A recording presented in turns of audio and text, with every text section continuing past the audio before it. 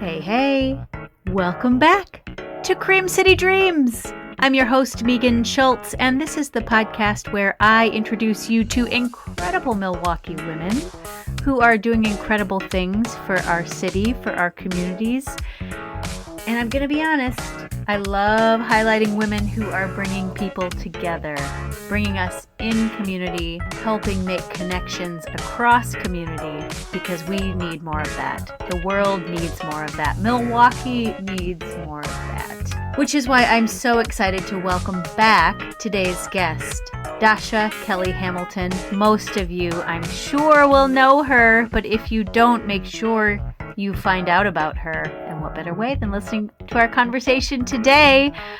When we last left off in 2022, last time she was on the podcast, she was just at the start of a national tour for her play Makin Cake. So join me today as we talk all about how that went, how it's still going, and some of the new projects she's got under her belt and in the works. Plus, in true Dasha fashion, you will be inspired to live your own best creative life, to be a change maker in your space, and to use the gifts and the creative magic that you have to engage with the world. I feel like I learn something new every time I listen to Dasha, and I am so grateful she agreed to join me again. So without further ado, here is my conversation with Dasha Kelly Hamilton. Today on the podcast, I am so excited to welcome back Dasha Kelly Hamilton. If you are a longtime listener of Cream City Dreams, you know that Dasha was on the podcast way back in season 2 when we talked all about what she was up to in 2022. I know, can you believe it was that long ago?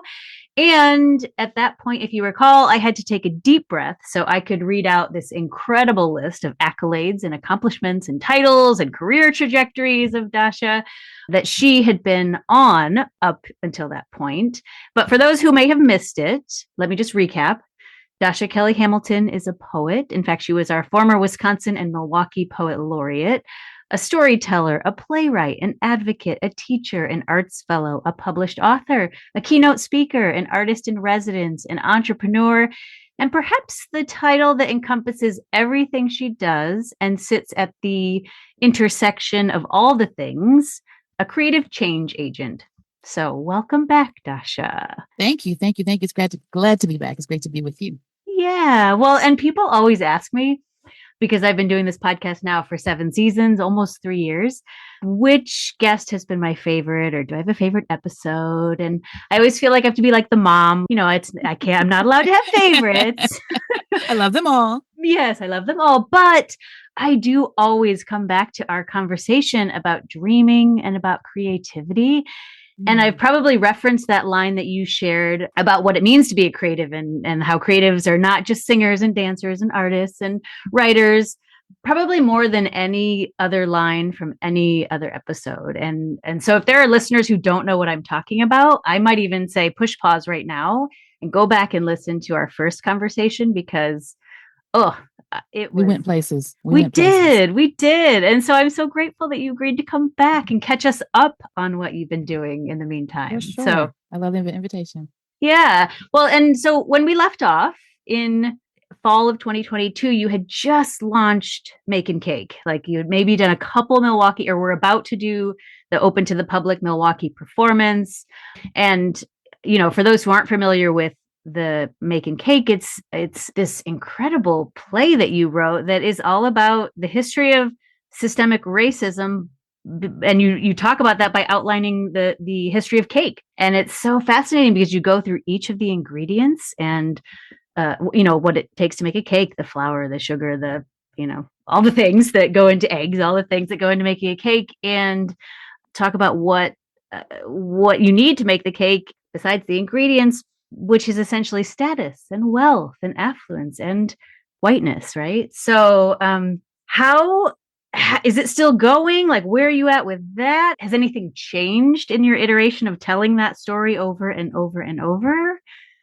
Sure. It is definitely still going. It is still baking. And that was the beginning of the tour. So coming out of the pandemic, of all things, was picked up by an agent and have a booking agent, and they have been leading the partnership of booking the show in art centers and universities across the country.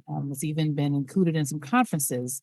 The show Wow. was a plenary session for the Alaska Bar Association. So at 8 o'clock in the morning at a annual conference, we're eating cake and having these conversations about how these systems have been built and literally baked into all of the stories that land in front of them. So Yes.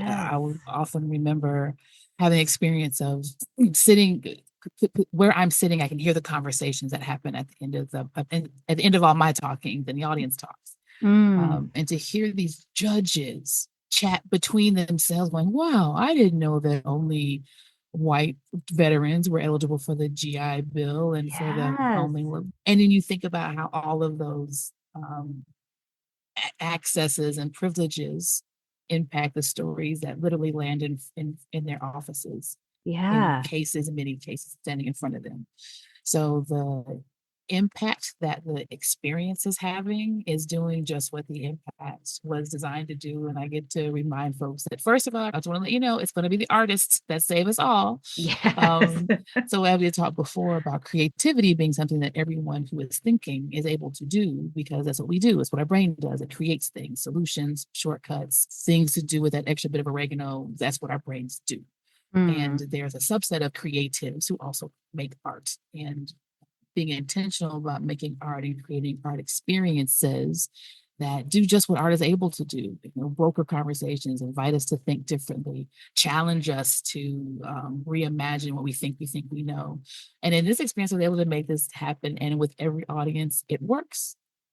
The conversations are different because the audiences are different, but in every scenario, the ingredients to this experience gel and do what they're supposed to do, which makes people think, make people question where they thought they stood, and it's an invitation for people to have these really real discussions with a room full of strangers.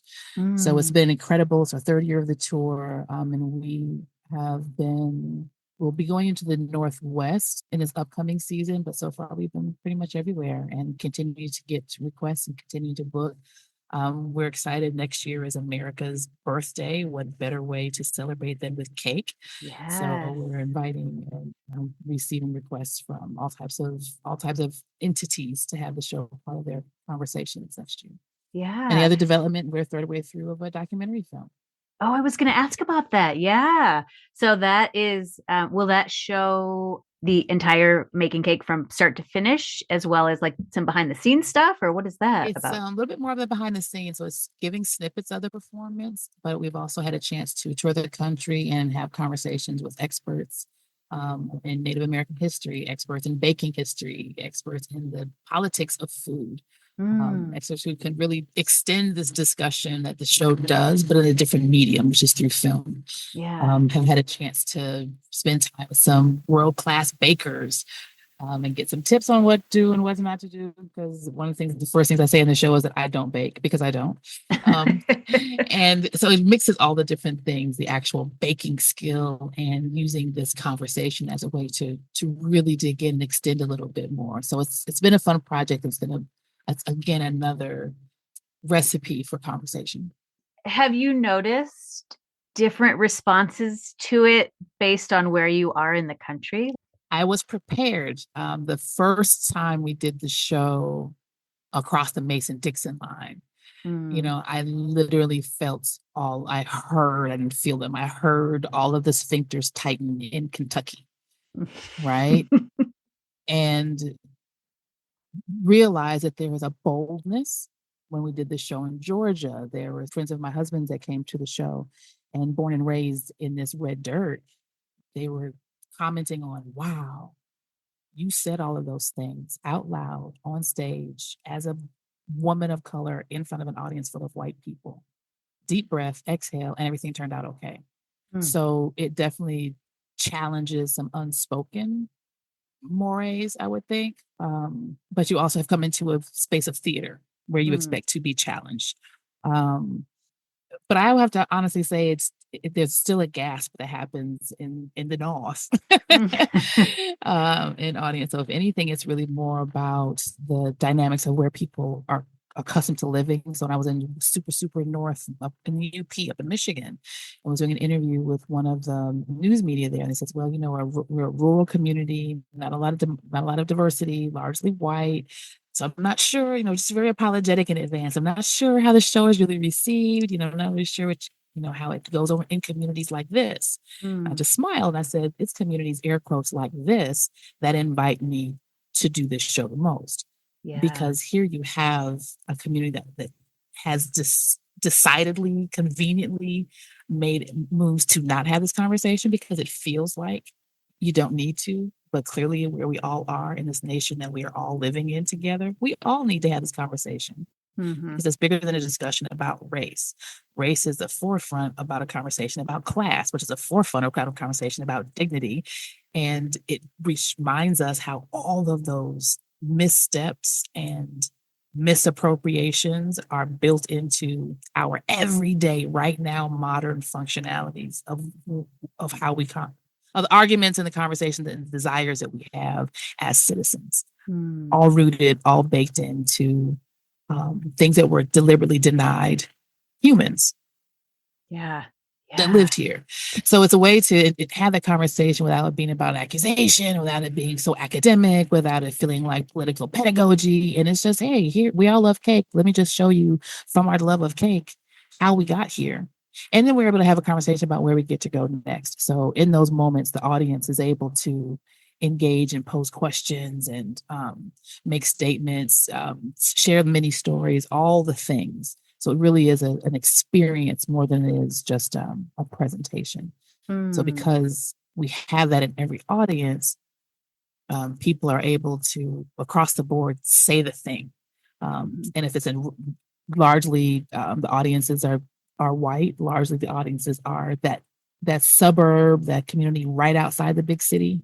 So those are the audiences, the venues, the presenters that have the courage, right? To and see it as providing their community with a tool, an entry point to have a really necessary, to take on a really necessary perspective for where we all need to go forward. I feel like that's a through line in your work is connecting people from different places and spaces, rural and urban, and all the places, which sort of leads me to my next question about the next big project you've been working on. And I'm referring to your project Alignment. And it was only when I started researching this and wrote that down, I was like, alignment, oh my God. I love it. My publisher said the same things. He said it was like had been in meetings and after reading it, it wasn't until they said it out loud, they went, "Oh my goodness, there it is. It's been there the whole time." Yes. Yeah. Alignment. So can you tell us what this project is? Talk about that. Absolutely. We would have been, I might have mentioned it, but Cake was so new and present at that time, about to get on the road. And at that moment was just wrapping up with the laureateship. So the project was, my initiative as state laureate was to find a way to engage neighbors across the state in a really unique way, and a way to center the work and voices of incarcerated writers. So I've been a volunteer instructor inside carceral spaces for almost 20 years.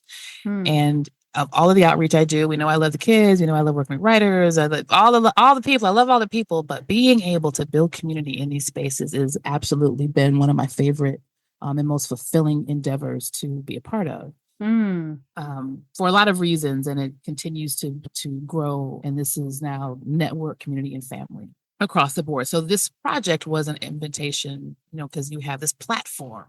So when I was laureate for the city of Milwaukee, and we were now at that time, we were also just starting with being the shelter in place, was to use the tools that I had to create and present conversations. So I had these poem-a-logs. Was my project as a city laureate. So there was inviting people into dialogue that was unique.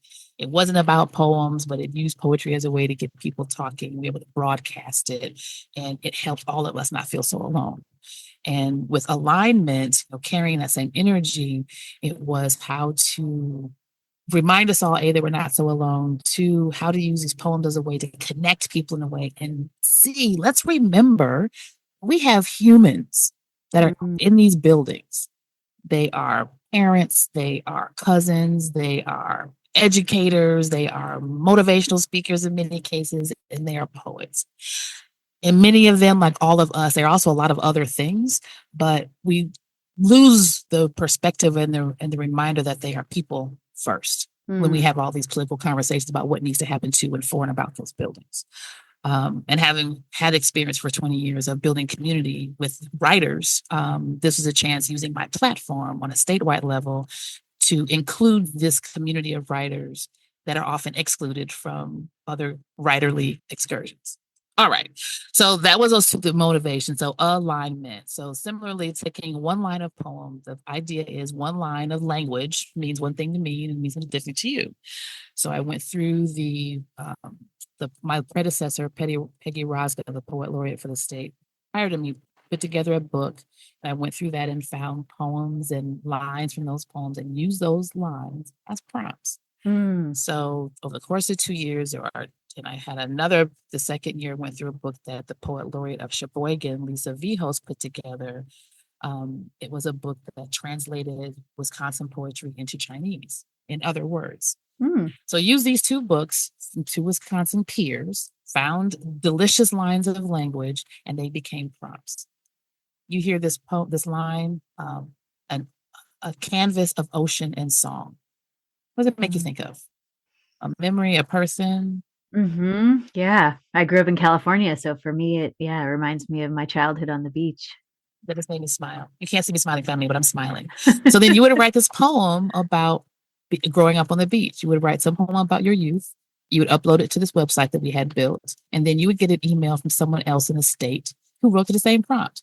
And that prompt made someone that made them think about volunteering at a refugee camp. Someone else wrote about failing an art class. Someone else wrote about picking up sand dollars with their grandchildren. So we all have these stories. So you get these different poems, and the website was already populated with the poetry from the incarcerated writers because we did that work with them in advance. So you're getting this exchange. It wasn't a pen pal, so you're having this exchange back and forth. So for the term, hundreds of poems were exchanged, and then edited that into an anthology, and it was picked up by Jaded Ebis Press.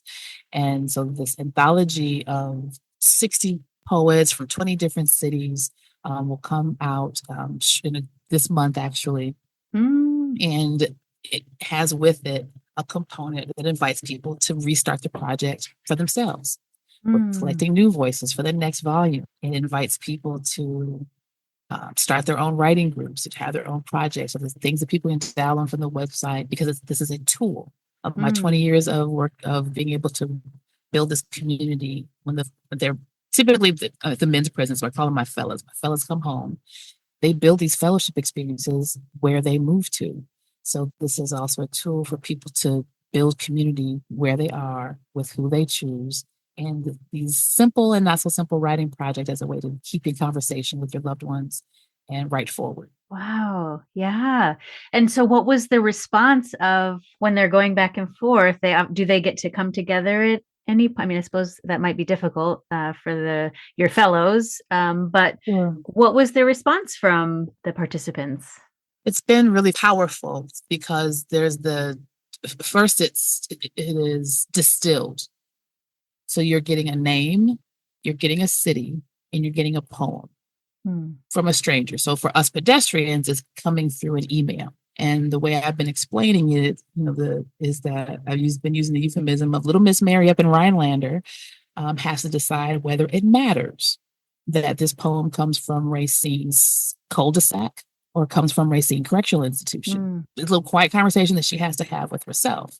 But what she has in front of her is a poem and a name and a place.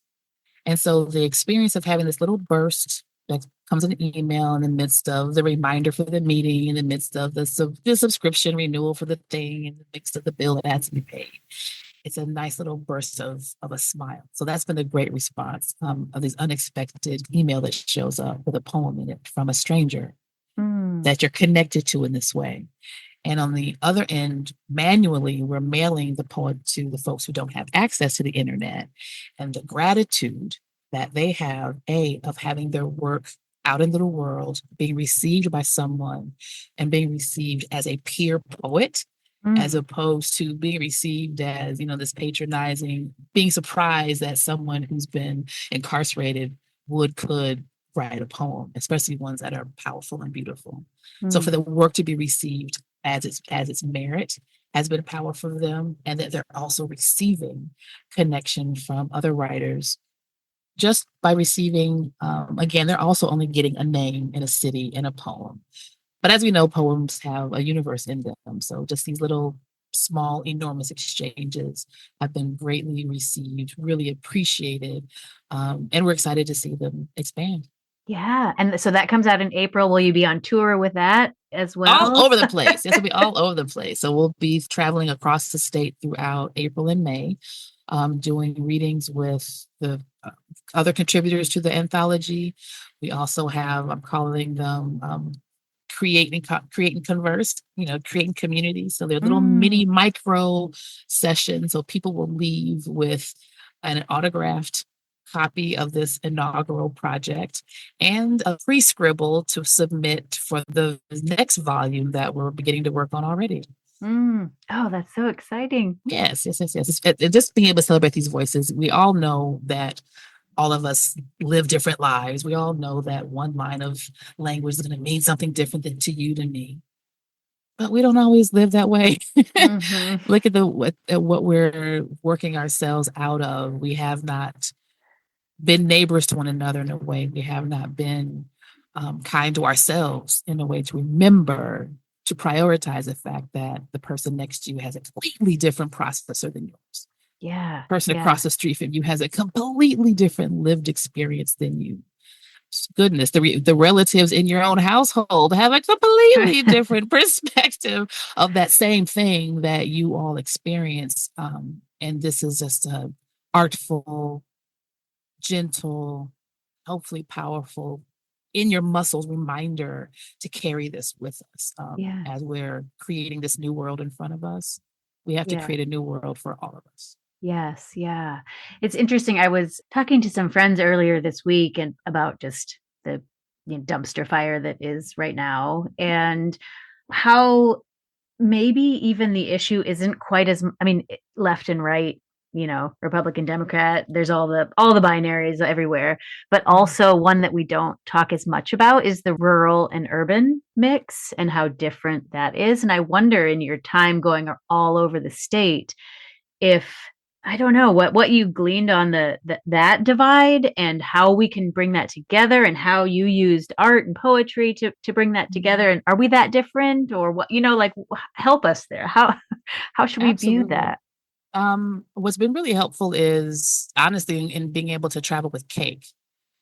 So they both blend together in that it's been looking into the stories and finding ways and really being curious at how to present common baseline of where to start the discussion.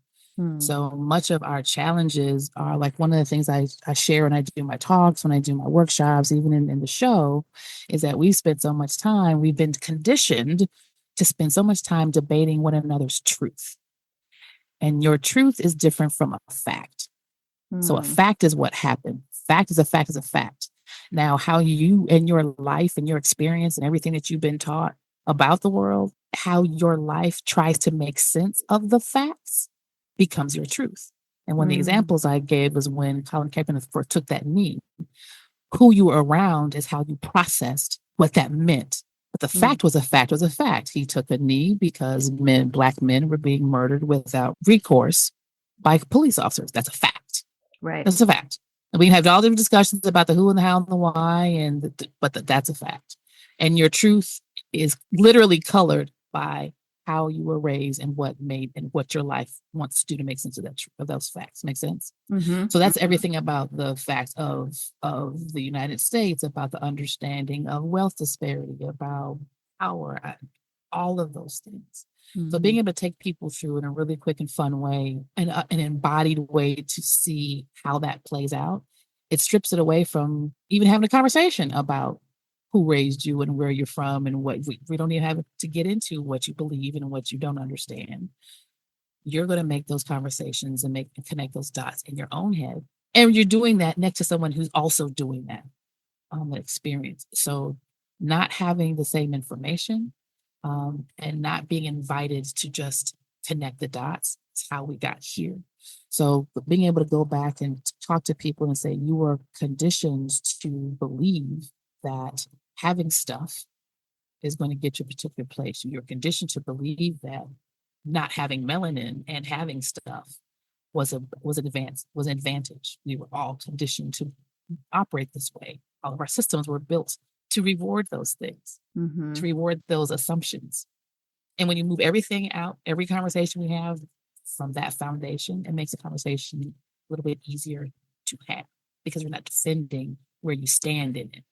Instead, you're looking at how it's built. That makes sense.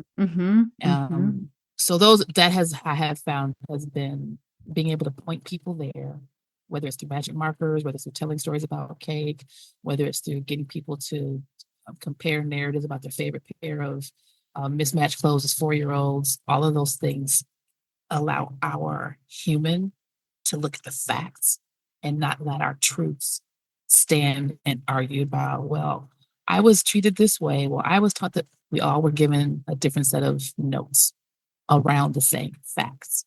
And so finding ways to put people in a room, to make stuff together, to imagine stories together, to look at video together in a different way gets us at those conversations that take the ego and the hurt out of the discussion.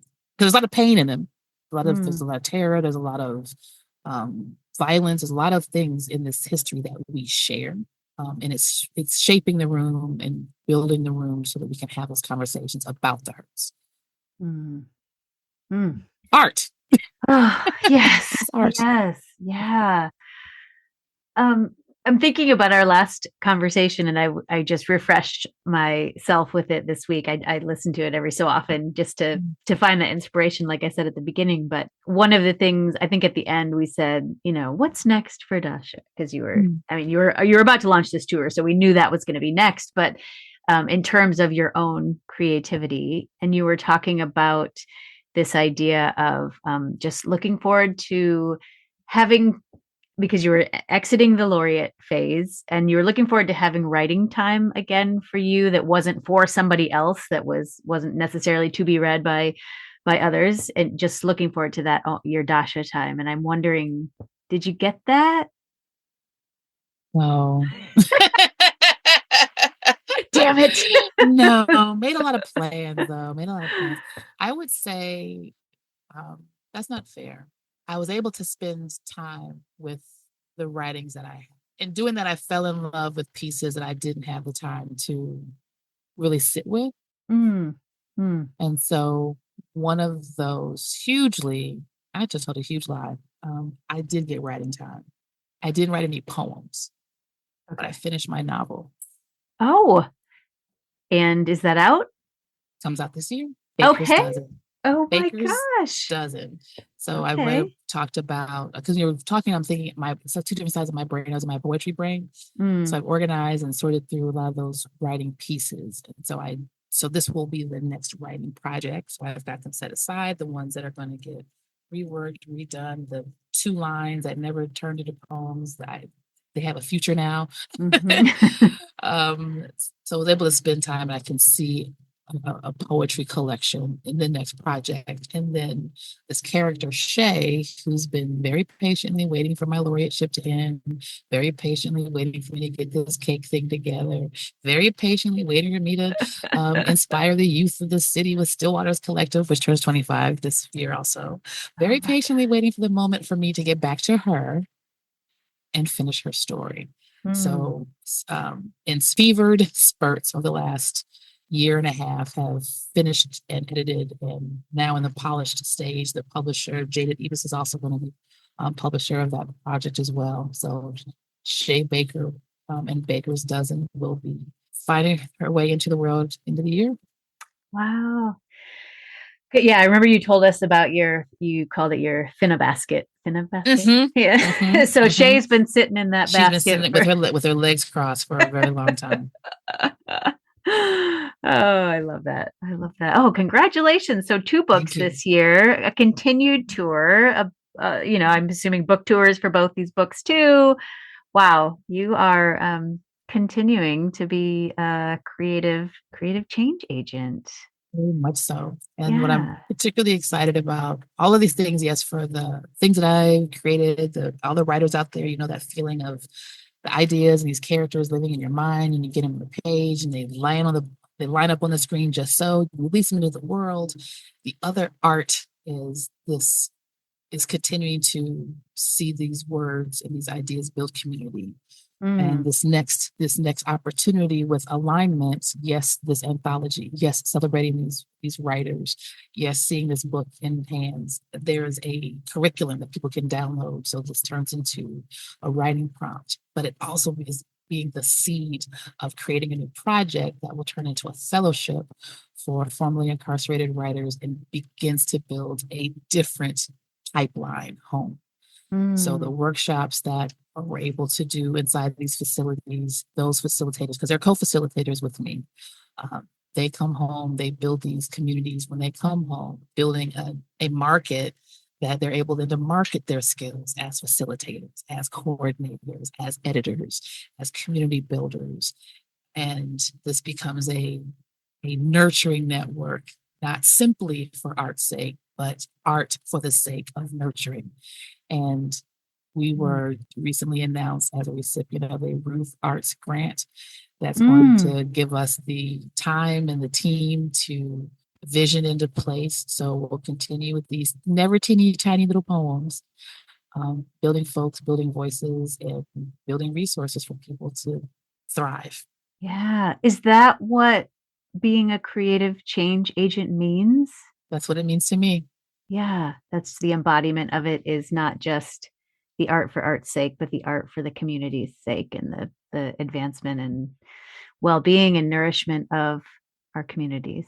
I say that I'm digging into my little satchel of creative thinking to make my impact on human and social wellness.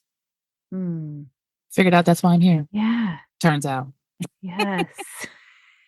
Yes, I see that so much. Well, and I've been thinking about as I was preparing and refreshing myself on all things Dasha Kelly Hamilton, I was reminded that what I find so inspiring about you and your work is that you're constantly giving your audiences permission. And I think listeners might be like, okay, permission for what?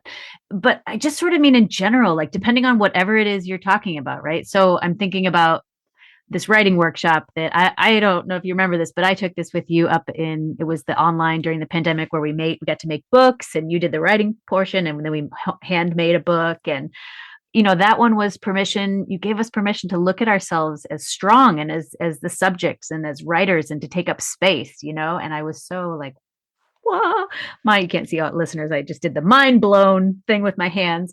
And I'm thinking about the creative mornings talk that you gave pre-pandemic, where you gave people permission to acknowledge their genius, that we all have a genius within us. And, and in the last interview, as I was re-listening, I was reminded that you gave us permission to have dreams, have lots of dreams, but you don't have to act on all of them. You Mhm. like gave that permission too. And then I found this article in poets.org or an interview where you said poetry gives us all permission to be not quite right and still perfectly within our right.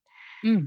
And I don't know, this isn't really a question, it's more of a statement, I guess, but this idea of permission, is that also being part of being a change agent, or I don't know if you can speak to that permission at all. Oh, absolutely. Absolutely. A lot of that energy is um, in what I had to allow for myself. Right. So Hmm. here are the 1, 2, 3, 99 things that you do to be an adult, to be a parent, to be a professional, to be a fill in the blank. We're given these instructions. And yes, that's how you grow and evolve from being an infant to a grown up with car keys. And what And in all of the steps and all the people who loved us and all of the uh, courses that we've gone through to become these humans, these adult humans, along the way, permission is very rarely part of the instruction, right? Because it's think about it for the parents, for example, you get grown children and you are still thinking of all the things you didn't get around to saying, all the things that you didn't get around to. Oh, I never told them about and so in the intention of rearing, of preparing, of growing, of manifesting, of all the verbs things that we do as humans, it doesn't feel like we have to have enough time to get that instruction to give you permission to change your mind. Because the focus is on the output, the focus is on the outcome, the focus is on getting there, on growing up, on getting it done, on being okay, on healing, on even manifesting. We're trying to get to that part. And along the way, some of the frustration, the disappointment, the healing even that just I learned as being a human being was realizing didn't think that I had the permission to not do that thing, or the permission to go ahead and do that thing. So all of the unlearning that comes with following rules, that comes with leaning into a hurt, that comes with all the ways. And you don't just get permission, as we shared this before, of the one thing, okay, permission to love who you want to love. Then you got to give yourself permission to work how you want to work. And then there's not just one permission all drop down. So it really is being intentional on every single breath, every single moment, every single love, everything. And when you say it that way, it feels like a lot of work. But when you offer permission, it really is an invitation to freedom. And when I did my classes over my time of teaching and being in different environments and working with different groups of types of students, from executives to third graders to writers, the fear of getting it wrong, I find giving them permission to try something different can push back against that fear. Giving folks permission to explore a thing or not explore a thing. Sometimes just hearing it out loud can nudge someone into a direction of freedom. Because I had to be nudged, and I did it from watching people, from having tough conversations with myself, from reading fresh things. And we all do it with each other, just being human and mortals side by side. So permission absolutely is a theme that I just found every human needs, even if they don't know that they need it. Yeah, absolutely. How is that translated when you work with your fellows who are incarcerated? What kind of permissions do they need, or do you give them? It definitely is two directions. So when I first started going into the building, one of the first partner students, name was Robinson, and he said, "You know what? I never knew that words could be this strong."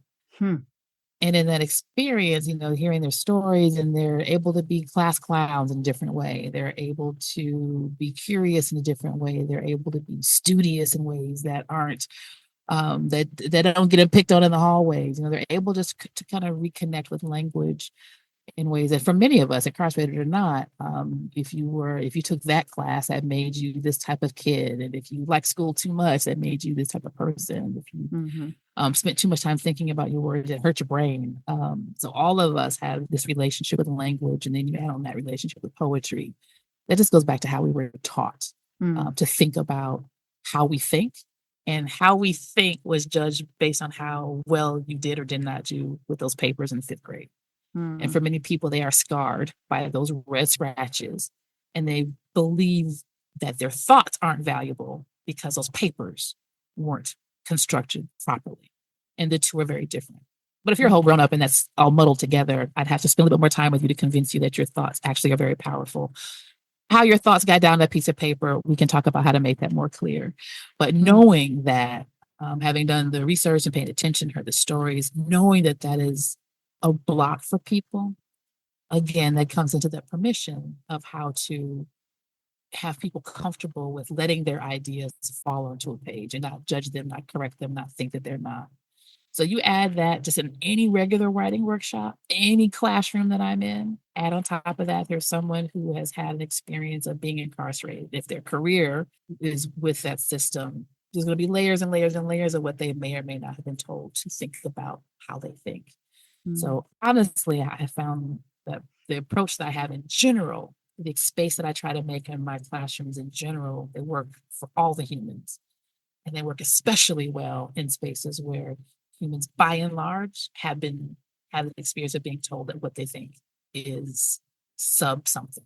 One of the projects I was able to do was teaching at actually two institutions, a men's prison and a women's prison. Did a project where they were taking them both through, taking a detour from poetry, and we were taking them through writing short stories. Resisted it at first. We ended up in a wonderful place in the end. And we had this, a book signing. So I was able to do an event in the women's prison. So that both of their writings were in the same book. So did one event in the women's prison, then went across the street the next day, and then an event in the men's prison. So in the day room with the women, I saw one of the writers, and she was off to the side. I kind of went over and I said, "Hey, you okay?" She was, I just had to take a minute, and I just can't stop looking at this page with my name on it. I knew that I was, and she was saying it more to herself than she was saying it to me. And for Robinson to say, "I never knew words could be this strong," for people to comment about what it feels like to hear themselves, especially if they're sharing their work in front of people, to see their work on a page where someone, me, their peers, themselves, took the time to spend the time with what they had to say, how they wanted to say it, getting it just so. It's a different kind of a tenderness. And I know when we think about editing anything, even folks who love it, you think about the labor and the anguish. But I invite you to think about the care and the tenderness that it takes to, if you garden, writing can be the same way, especially if it's about something that's important to you. The story about your grandmother, right? The story about that time you and your cousins went to that place, a way to capture how you want to express your love to your kids. Even the ugly thing you went through deserves your beautiful language. Yeah. So in bringing people into that helps them look at the things that they've done, the ways that they feel differently. So I'm grateful actually that I didn't have to shift or create anything special, but that my special approach to teaching is perfectly suited for folks who deserve a little extra time and deserve a bit more permission on everything they're trying to say. Yeah. Oh, so cool. Well, and so I feel like everything we've talked about today are things that have come to fruition and are still fruitioning. I don't know, whatever the word is, still happening. So the Makin Cake, the alignment, the Shay sitting in her basket. Is there anything brand new that maybe we'll have to come back in 2027 and talk about its fruition, but anything itching in that basket of yours that you can share? I'm always so curious about what you got in there. In terms of creation, like I said, I'll be tinkering with these poems. So there'll be a poetry collection. Yeah, maybe 27 sounds good. We'll get back to writing my Dashnet stories. That there might be a memoir in there. But right now, I feel the cycle as I create, and then those creations take me into the world. So into the world. So they'll be spending this next year in traveling. We'll be creating some more digital experiences and courses, creativity guides for people able to download, and discussions for people able to watch and join in on. So looking to build community in that way. So that will be what's next. So that's not exactly writing, but yes, writing, but creating just the same. Yeah. Well, and I have to admit, when I watched was it The Moth up in Alaska? And I was like, no, don't take Dasha from us, Alaska. Come back. She has to come back to Milwaukee. Is it safe to say you're back? Are you here? We get to see more of you because you're going to be here. I'm actually, so everyone has to share now. Everyone has to share. Yes. So we are RVers. So literally 2 days before recording that story, my husband and I had a house fire. Oh my gosh. Up in Alaska? Up in Alaska. So we had there was a wire shortage in our garage heater. And so our garage caught on fire, water and smoke damage to our things. And within a month, our pivot became RVers. Whoa. Right now even. Oh my right gosh. now. Wow. So where are you right now? Are you in Right, Alaska? right now I'm in Kansas. Oh, oh my Right God. now in Kansas, just left Indiana on our way to LA. So especially with Cake and touring, and now we did Yeah. book tour and Please tell me the side of your bus has Dasha Kelly Hamilton painted. no, nondescript. We are a Wow. vintage RV model roaming the highways. RV's name is Whoa. Cliffy. Wow. I mean, this season is about women who pivot. So talk about a pivot. Holy cow. Has that brought, I don't know, perspective to your change agent lifestyle? Yes. Yeah. Yeah. Yeah, it Yeah, does. yeah. Talk about perspective and how much everything is the same. Mm, Honestly, from okay, when you see this store, count 2, count 3, count 4, these 4 other stores are going to be on the same block. mm, And this is the way that you behave in one diner, you should behave in the next one. And there are good people everywhere, mm. turns out. Yeah. By and large, there are good people by and large all over the place. But what it mostly changes is how expansive I get to think about my work and my impact and where to create and who to create with, and talk about a release from, not that I was ever tied to things, but 2024 was brutal in a lot of ways. Yeah. And so it really helps to center and prioritize to the back.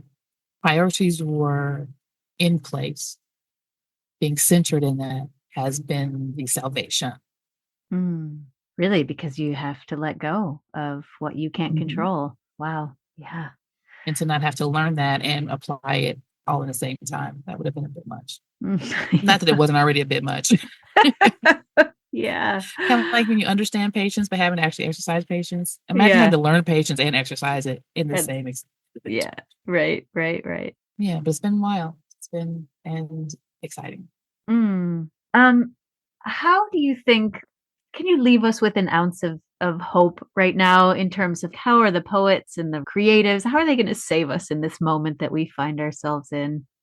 The same way we got you through the pandemic, the Oh. creatives are going to save us all. Again, going back to permission, by giving us all permission to activate the muscle we all already have, which is imagination. That's Mm. what's at the root of hope. Hope is asking for you to imagine and be in love with an outcome that you're not sure about, which is asking a lot. Mm. Mm. Say that again. Say that again. Hope is. Hope is asking you to imagine and be in love with an outcome that you're not sure about yet. Mm. Mm-hmm. That's hope. That's why it's so heavy and flowery, and it feels foolish. There's a lot Mm. of mechanisms in one heartbeat. Mm. Your imagination is already a faculty that you have. Mm. Imagine. So, as creatives, again, whether it's making you amazing food, whether it's patching an outfit, whether it's a shortcut home, or it's writing poems and stories, when you are creating, you are imagining something that wasn't there, Mm. or an improvement, a new seasoning, a new way to put the wires together, a smoother way to get the baby to go to sleep now. That's what creativity and imagination does. So the artists and the creatives, we invite you into that by the songs we sing, the poems we write, the dances we do. Yes, it's taking you places. Mm. And what we're inviting you in our work and our conversation, our practices, is for you to pay attention to your own imagination. Because Mm. we imagined this dumpster fire, or Mm. someone did and passed it on. And we imagine ways to keep it alive. We imagine ways to keep it in force. We imagine ways to make it make sense. We can imagine a whole different everything. Mm. But that's a big place. We don't need to start there. Mm. Just notice small things and imagine small things. And then you'll notice big things and you'll imagine big things. Mm. And then we'll get there. So Oh. again, celebrate the creatives around you. Celebrate the creatives around you. That weird guitar riff, that unexpected seasoning, that turn of phrase. Just celebrate those things. And then your own creative muscle, your own imaginings that you already have will activate. And we will create our way into a better world. Mm. We're already doing it. Yes. Yes. Oh, thank you. Thank you for that. I needed that this morning. It's already happening. Well, and last time the question that we actually started, I think maybe with your episode or thereabouts in season 2, we started asking guests who are their women that they see in Milwaukee who are inspiring them, living the dream. And you recommended, or you talked about Nicole Acosta, and she was actually our then first like game of telephone. We had her on the pod, and she was so flattered and honored that she got that shout out from you. Is there anyone else right now who's inspiring you? I know you're not based in Milwaukee. You're sort of all over the place, but Milwaukee woman. So someone who comes to mind right now is Anomaly Campbell. Anomaly Campbell. Okay. And Anomalous Catering. So she and her husband have a catering business, and her work is beautiful. Their business is nurturing, sustainable, it's growing, it's family focused, it's community centered, and it's one where you celebrate. I mean, every win that they've gotten, you just kind of cheer them. One is a business owner, two business with and for her family. Of course, anything about culinary arts. You've talked to Monique Liston? No, I haven't, but I'm aware of her work for sure. Yeah, she is somebody she is on my dreamy list to get on the show. I will see about both of those. I want to do a season all about joy. You're doing a season about joy. If you talk to Tiffany Miller, Tiffany Miller, so she has a Fruition Cafe, and joy is her thing. Oh, yes. It's on my list because I saw something of hers on TV, and she was like joy embodied. So yes, I might have to ask you for a connection to her. Joy is her jam. Yes, that's awesome. Well, thank you so much for coming on the podcast and sharing your wisdom and process and creativity. Because we all just need to be reminded that we can also be creative and imagine our way out of this and through it, and all the things that we can be change agents too. So. Absolutely. Absolutely. Thank you so much, Dasha. You're welcome. Thank you for having me back. It was great to talk to you. I love me some Dasha Kelly Hamilton. I hope you do too, after 2 now episodes with Dasha. And really, I hope if you like this one, you go back and listen to the first one when Shelley was with me on the pod, and we talked to her all about creativity and how important it is. And I just love that we circled back in this conversation. And boy, did I need that reminder that our imagination and our creativity and our curiosity and wonder is what is going to get us out of this mess. I think it's such an interesting way to look at where we're at in this world right now in terms of what she was talking about with facts versus truth. We hear a lot about facts, a lot about alternative facts, and a lot about the different truths that we bring to our beliefs and our opinions and our justifications for actions, right? And just this idea that the through line of her work is seeing people as humans, as all of the pieces of themselves, not just what we see on the outside, not just the assumptions we make because of where someone's from or how they look or the color of their skin, but we see them as humans, and we understand that we're all bringing our own truths in every moment. I think just having that understanding is so critical right now, so that we can talk and act and engage with more humanity and more community, because we understand that we are all a part of the community. So grateful that women like Dasha Kelly Hamilton are in our community. Grateful she's back from Alaska, although she's on the road and traveling. If you have not seen Makin Cake, make sure you check out her website. She updates that with new tours, new cities.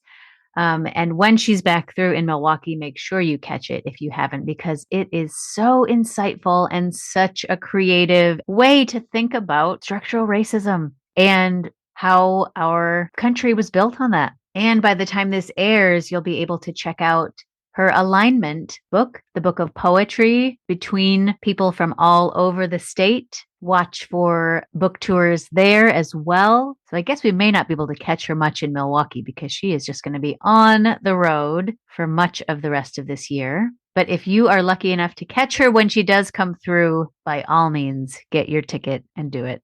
I feel like Dasha might be one of those guests that I just keep having on every couple seasons because it's like a breath of fresh air and a reminder that we can do this. I hope you felt that way too. All right. If you enjoyed this episode and you know someone else who might enjoy it too, but who may not be subscribed or who may not even know about Cream City Dreams, how is that possible? Would you please share this episode with them, pass it on, and make sure that you are signed up for my newsletter so that you are in the know when new episodes come out. I will be back next week with another Milwaukee woman living her dream in the Cream City. Until then, Milwaukee, keep on dreaming.